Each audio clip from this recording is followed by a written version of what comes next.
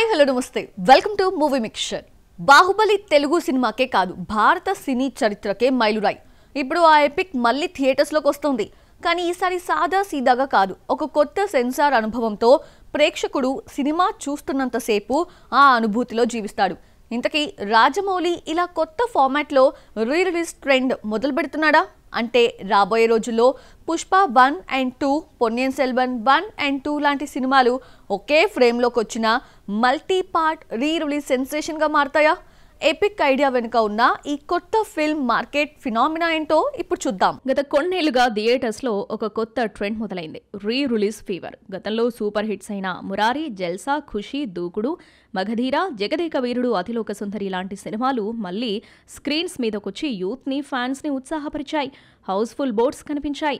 ఈ fan base ని గమనించిన మేకర్స్ ఇప్పుడు మరో లెవెల్ కి వెళ్తున్నారు. ఇప్పటి వరకు ఒక్క సినిమా మాత్రమే రీ రిలీజ్ అయ్యేది, ఇప్పుడు మాత్రం 2 పార్ట్స్ కలిపి బ్రేక్ లేకుండా చూపించాలి అనుకున్నాడు జక్కన్న. ఇదొక కొత్త ట్రెండ్. రీ రిలీజ్ ఎంపిక ఎరా మొదలైందనడానికి ఇదే సూచన. రాజమౌళి ఎప్పుడూ కొత్త పంధా చూపిస్తాడు. బాహుబలి భారతీయ సినిమాకి మొదటి పాన్ ఇండియా గుర్తింపు తెచ్చింది. ఇప్పుడు మళ్లీ ఆయనే రీ రిలీజ్ కి కొత్త నిర్వచనం ఇస్తున్నాడు. 2025 అక్టోబర్ 31న ప్రపంచవ్యాప్తంగా బాహుబలి మళ్లీ థియేటర్లోకి వస్తుంది. కానీ ఇది పాత సినిమాలా కాదు, ఒక కొత్త సినిమాలా. అన్నీ రీడిజైన్ చేసి ఎక్స్పీరియన్స్ ది ఎపిక్ అనే కాన్సెప్ట్ ని మన కళ్ళ ముందుకి తీసుకొస్తున్నాడు. ఇప్పుడు ఈ కాన్సెప్ట్ ఫ్యాన్స్ లో ఫైర్ క్రియేట్ చేస్తుంది. Pushpa the rise, Pushpa the rule ఒకే సినిమాగా వస్తే ఎలా ఉంటుంది అనేది అల్లు అర్జున్ ఫ్యాన్స్ మధ్య ఇప్పుడు hot topic. Baahubali the epic మంచి వసూళ్లు సాధిస్తే ఖచ్చితంగా పుష్ప 1 and 2ను ఒకే సినిమాగా చూడాలనే డిమాండ్ పెరుగుతుంది. ఎందుకంటే పుష్ప 3కి ఇంకా టైం ఉంది. అల్లు అర్జున్ అట్లీ సినిమా కూడా థియేటర్స్లోకి రావడానికి 2 ఏళ్ల టైం పట్టేలా ఉంది.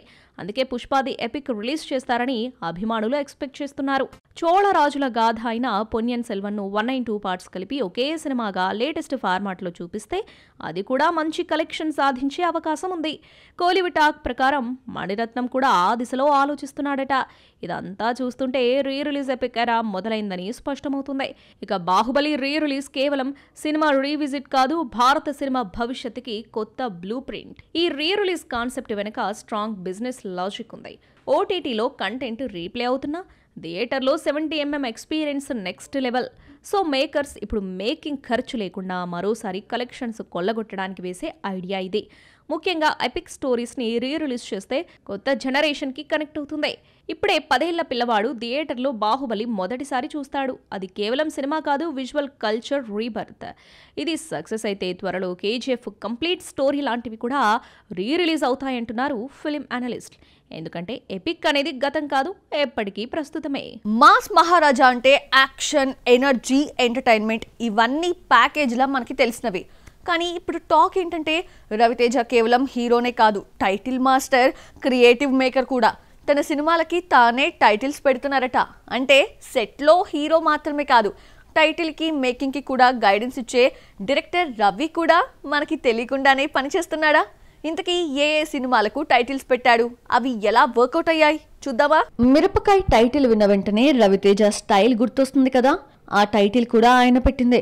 స్క్రిప్ట్ విన్న వెంటనే ఈ క్యారెక్టర్ చాలా నాటుగా, ఘాటుగా ఉంది, టైటిల్ కూడా మిరపకాయ అయితే బాగుంటుందబ్బాయ్ అని రవితేజ చెప్పడంతో డైరెక్టర్ హరిశంకర్ అదే పర్ఫెక్ట్ అన్నయ్య అన్నారట. తర్వాత cinema hit, title super hit అంటే టైటిల్ సెన్స్ కూడా హాట్ అండ్ స్పైసీగా ఉండటమే రవితేజ ప్రత్యేకత అని చెప్పొచ్చు. మిస్టర్ బచ్చన్ టైటిల్ వెనుక కూడా ఇంట్రెస్టింగ్ స్టోరీ ఉంది. డైరెక్టర్ హరిశంకర్ చాలా టైటిల్స్ ఆలోచించి నామ్తో సునా హోగా క్యాప్షన్ అనుకున్నాడట. అయితే రవితేజ ఒక మాట అన్నారట, మన టైటిల్ మిస్టర్ బచ్చన్ పెట్టేద్దాం అన్నారట. అయితే మిరపకాయ హిట్ సెంటిమెంట్తో మిస్టర్ బచ్చన్ పెట్టేశారట హరిశంకర్. ఇది స్వయంగా డైరెక్టర్ హరిశంకరే ఈవెంట్లో చెప్పడంతో సోషల్ మీడియాలో ఫుల్ ట్రెండ్ అయింది. ఇప్పుడు లేటెస్ట్ టాక్ మాస్ జాతర కూడా రవితేజ బ్రెయిన్ నుంచే పుట్టిందని డైరెక్టర్ భాను భోగవరపు ఇంటర్వ్యూలో చెప్పాడు. అది కేవలం టైటిల్ ఐడియా కాదు, రవితేజ మేకింగ్ సెన్స్ కూడా అద్భుతం అంటారు యూనిట్ సభ్యులు. అంతేకాదు సిద్ధు జొన్నలగడ్డతో జరిగిన ఒక చిట్ చాట్ లో రవితేజ అన్నాడు, 90% షూట్ పూర్తయ్యాకే సినిమా ఆడుతుందా లేదా అనేది అర్థమైపోతుందని. అంటే తనలోని డైరెక్టర్, రైటర్, ప్రొడ్యూసర్ ఇలా అన్ని కోణాలు చూపిస్తున్నాడని ఫ్యాన్స్ ఎగ్జైటింగ్ గా ఫీల్ అవుతున్నారు. బాలీవుడ్ లో సక్సెస్ చూసేందుకు నానా తంటాలు పడుతోంది సీతామహాలక్ష్మి. తెలుగులో హ్యాట్రిక్ హిట్ మిస్ అయిన మృణాల్ ఠాకూర్ బీటౌన్లో బ్లాక్ బస్టర్ సౌండ్ విని 6 ఏళ్లు కావస్తోంది. నార్త్లో టాప్ రేంజ్కి వెళ్లాలని ప్రయత్నిస్తున్న మృణాల్ కళ నెరవేరిందా? అజయ్ దేవ్గన్ ఆమె ఖాతాలో హిట్ వేశాడా? సీతారామంతో తెలుగు వాళ్లకు సీతా మహాలక్ష్మిగా చేరువైన మృణాల్ ఠాగూర్ నార్త్లో హిట్ సౌండ్ విని 6 ఏళ్లు కావస్తుంది. 2019లో వచ్చిన బాట్లా హౌస్ తర్వాత బ్లాక్ బస్టర్ ఎలా ఉంటుందో టేస్ట్ చూడలేదు. సీతారామంతో టాలీవుడ్ ఎంట్రీ ఇచ్చిన బ్యూటీ హాయ్ నాన్నతో మరో హిట్ తన ఖాతాలో వేసుకుని టాక్ ఆఫ్ ది ఇండస్ట్రీగా మారిపోయింది.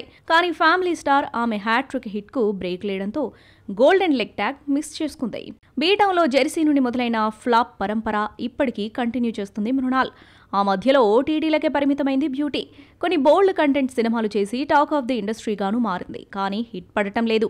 ఇక హోప్స్ అన్ని అజయ్ దేవగన్ సన్ ఆఫ్ సర్దార్ 2పై పెట్టుకుంది. అప్పటికే పలుమార్లు వాయిదా పడ్డ ఈ ఫిలిం సయారా, మహావతార నరసింహ చిత్రాల జోరుకు ఎదురెళ్లి నిండా మునిగింది. బాలీవుడ్లో ఫ్లాప్స్ పరంపర కొనసాగుతున్న సీతామహాలక్ష్మి అవకాశాలకు వచ్చిన కొదవలేదు. ప్రజెంట్ 3 బాలీవుడ్ ఫిల్మ్స్ చేస్తుంది సీత. హై జవానీతో ఇష్క్ హోనా హై, తుమ్ హోతో పూజా మేరీజాన్ కాకుండా తెలుగులో మరో 2 ప్రాజెక్ట్స్కు కమిట్ అయింది. అడవి శేష్ డెకాయిట్తో పాటు బన్నీ అట్లీ ప్రాజెక్టుకి కమిట్ అయిందని టాక్. డెకాయిట్ మూవీ ఇటు తెలుగుతో పాటు హిందీలోనూ తెరకెక్కుతుంది. ముందుగా అనుకున్నట్లుగా సినిమాను క్రిస్మస్కు రిలీజ్ చేయాలి అనుకున్నారు. కానీ ఇప్పుడు ఆ నిర్ణయం మార్చుకున్నారు మేకర్స్. కొత్త రిలీజ్ డేట్ ఇంకా ఫైనల్ కాలేదు. ఒకప్పుడు బాలీవుడ్లో మినిమం గ్యారంటీ హీరోగా పేరు తెచ్చుకున్న అక్షయ్ కుమార్ ఇప్పుడు హిట్ ఫ్లాప్లతో కాస్త కంగారు పడుతున్నా వర్క్ మోడ్ మాత్రం ఏమాత్రం తగ్గడం లేదు. హిట్స్ వచ్చినా ఫ్లాప్స్ వచ్చినా వరుసగా సినిమాలు సైన్ చేస్తూనే ఉన్నాడు. ఇప్పుడు సంక్రాంతికి వస్తున్నాం, మన తెలుగు సూపర్ హిట్ మూవీని రీమేక్ చేయబోతున్నాడన్న న్యూస్ అటు బీటౌన్లోనూ ఇటు టీ టౌన్లోనూ హాట్ టాపిక్ గా మారింది. సౌత్ సినిమాలంటే అక్షయ్కి స్పెషల్ కనెక్ట్ ఉంది. Kanchana remake, Lakshmi, Stalin remake, Gabbar is back, robo 2.0లో విలన్ గా అద్భుతంగా నటించాడు. రీసెంట్ గా కన్నప్పలో శివుడిగా కూడా కనిపించాడు. అంటే బాలీవుడ్ స్టార్ అయినా సౌత్ ఫ్లేవర్ ను అక్షయ్ బాగా ఫాలో అవుతున్నాడు. తాజాగా తెలుగు బాక్సాఫీస్ దగ్గర అంచనాలు లేకుండా సూపర్ హిట్ అయిన సంక్రాంతికి వస్తున్నాం సినిమా హిందీ రీమేక్ లో అక్షయ్ నటించబోతున్నాడట. ఇక్కడ ఒరిజినల్ ప్రొడ్యూసర్ దిల్ రాజు అక్కడ కూడా ప్రొడ్యూసర్ గా చేయబోతున్నారన్న వార్త బయటకొచ్చింది. అధికారిక ప్రకటన కూడా త్వరలోనే వస్తుందట. ఇప్పుడు ప్రశ్న ఏంటంటే అక్షయ్ లేటెస్ట్ మూవీ జాలీ LLB 3 ఫ్లాప్ తర్వాత అక్షయ్ అప్కమింగ్ మూవీస్ లిస్ట్లో వెల్కమ్ టు జంగిల్, భూత్ బంగ్లా, హైవాన్ సినిమాలున్నాయి. వీటి తర్వాత ఈ సంక్రాంతికి వస్తున్న రీమేక్తో అక్షయ్ కుమార్ మళ్లీ ఫ్యామిలీ ఆడియన్స్ని రీకనెక్ట్ చేసుకుంటాడా? లేట్గా వచ్చినా hit track ఎక్కుతాడా? Dil Raju బాలీవుడ్లోనూ success producer అవుతాడా అన్నదే ఇప్పుడు హాట్ డిస్కషన్. రీమేక్ సీజన్లో అక్షయ్కి ఇది గోల్డెన్ ఛాన్స్గా మారుతుందేమో చూడాలి. ఈ మధ్య కాలంలో లవ్ అండ్ ఇమోషన్ అంటే శివ నిర్వాణ పేరు గుర్తొచ్చేది. కానీ ఇప్పుడు ఆయనే ఇమోషన్ నుంచి యాక్షన్ వైపు టర్న్ తీసుకున్నాడు. మజిలీ, నిన్ను కోరితో ఆడియన్స్ మనసులు గెలిచిన డైరెక్టర్ ఇప్పుడు రవితేజతో కలిసి మాస్ యాంగిల్కి షిఫ్ట్ అవుతున్నాడా? ఒకరి సెన్సిబిలిటీ మరొకరి ఎనర్జీ కలిస్తే మాస్ థ్రిల్లర్ ఎలాంటి ఎక్స్ప్లోజన్ ఇస్తుంది? అసలు శివ నిర్వాణ జర్నీపై ఓ లుక్కేద్దామా? శివ నిర్వాణ దర్శకత్వంలో నాని, నివేదా థామస్ హీరో హీరోయిన్స్ గా వచ్చిన నిన్ను కోరి మంచి emotional love story. College life, love story, ప్రేమ, పెళ్లి, త్యాగం, ఇమోషన్స్ ఎక్కడా మిస్ కాకుండా కథలో పర్ఫెక్ట్ గా ఉండడంతో సినిమా సక్సెస్ అయింది. ఆ తర్వాత వచ్చిన మజిలీ కూడా మనసును తాకే ప్రేమ కథ కావడంతో ఈ సినిమాకు కూడా ప్రేక్షకులు బ్రహ్మరథం పట్టారు.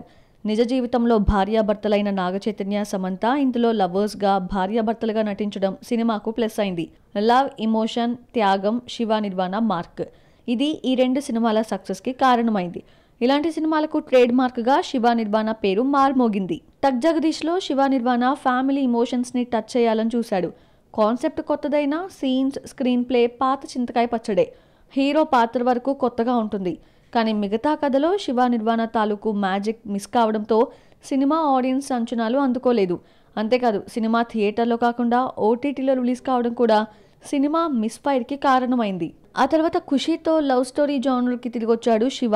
ఫీల్ ఉన్నా సోల్ మిస్ అయింది. శివ నిర్వాణ సినిమాల్లో శృతి మించని రొమాన్స్ బ్యూటిఫుల్గా చల్లని పిల్లగాలిలా ఆడియన్స్ని తాకుతుంది.